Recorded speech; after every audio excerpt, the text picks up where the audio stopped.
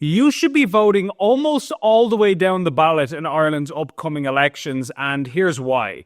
Let's say there are 5 seats in your constituency, but only 2 candidates who you actually like and want to see get elected. You might be tempted to just vote 1, 2, and then stop, because, why would you vote for candidates who you dislike, right? Well, here's why that's a bad idea. Even if both of your choices get elected, there are still 3 other seats that need to be filled by somebody, and if you haven't voted down the ballot paper, you have no control over who fills those other seats. It could be people you absolutely hate, and other voters will be deciding for you who gets elected in your constituency. So even if you dislike all of the other choices on offer, there's probably someone who you particularly dislike even more than the others, and so you should keep voting for the least bad option to keep the worst lunatics from your perspective out of power.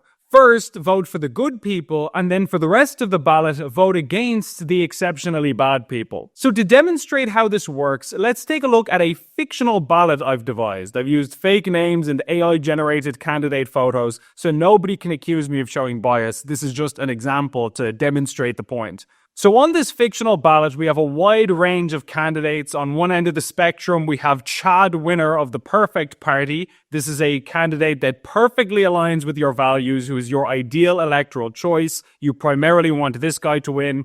And then at the other end of the spectrum, we have Satan himself of the Nightmare Apocalypse Party and Count Dracula of the Pure Evil Party. These are the candidates who you hate most, that you would never want to see elected under any circumstances. And in between those two extremes, there is a wide range of candidates of varying quality, some of whom you can stomach and others who you can't. So let's start filling in this fake ballot in the most sensible way to maximize our vote's impact. So for number 1, we're obviously going to go with Chad, winner of the perfect party. He's the best candidate here by far, and he is totally aligned with our values. For number 2, we'll go with Geraldine Good of the Good Party, because while we don't agree with her on everything, she's a good candidate overall and she is better than most. For number 3 and number 4, we're going to go with independents Sandra Solid and Dennis Decent, because there's nothing terribly wrong with them. They're all around okay independent candidates, not fantastic, but you don't hate them, they're all right. But now we have a problem.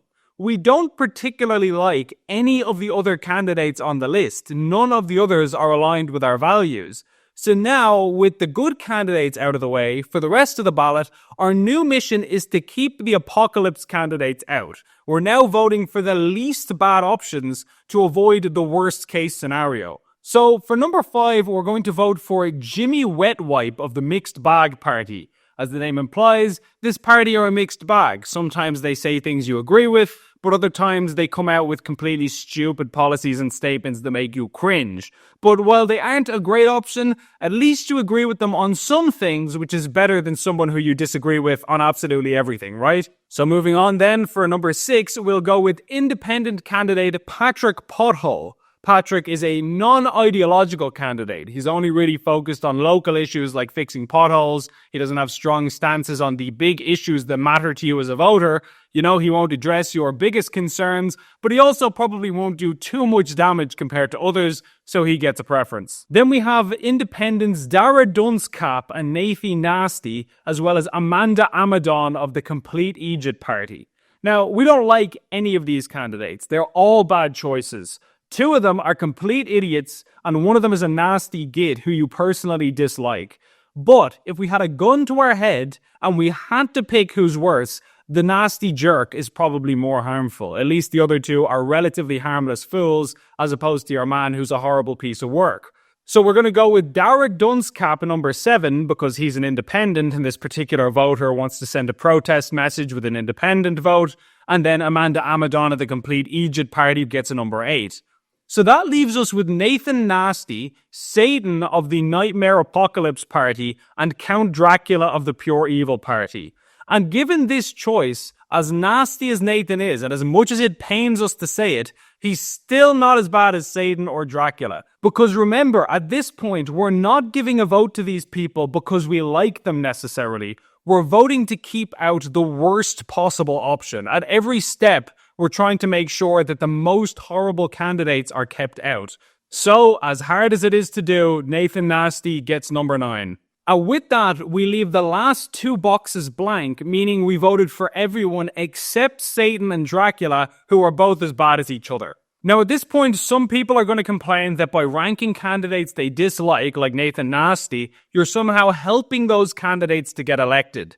But under Ireland's single transferable vote system, your vote only transfers to the next candidate if no other options are available that you would prefer more. So the question is, if everyone good is eliminated or elected, and there's only crappy candidates left to choose from, who would you rather see elected from those bad choices? It's like if I said to you, would you rather be slapped in the face or shot in the kneecap? And you said, neither, I'd like to win the Euro Millions. Well, yeah, obviously in a perfect world, we'd all like to win the lotto, and nobody wants to be slapped or shot, but we're assuming the good options aren't available anymore at this point. If you had to pick between getting slapped or getting shot, they're both bad, but clearly one of those things is worse than the other. We can make judgment calls as rational human beings and say, okay, gun to my head, if I had to choose, I'd rather this person over that person, even though I'm not happy about either choice. That's what we're doing here.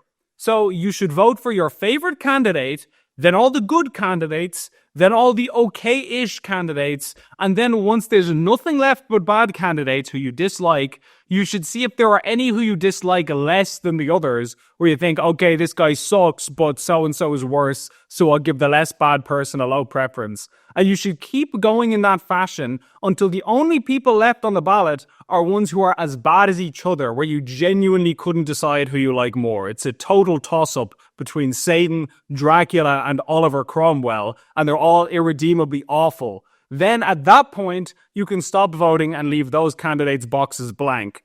But as long as one person on the ballot is even slightly less bad than another person, you should give them a transfer. So to summarize, voting all the way down the ballot doesn't mean you're endorsing bad candidates who you dislike. It just means that your vote is being used to avoid the worst possible outcome. By ranking almost everyone, even the least bad people, you are helping to shape the course of the election in the most impactful way possible.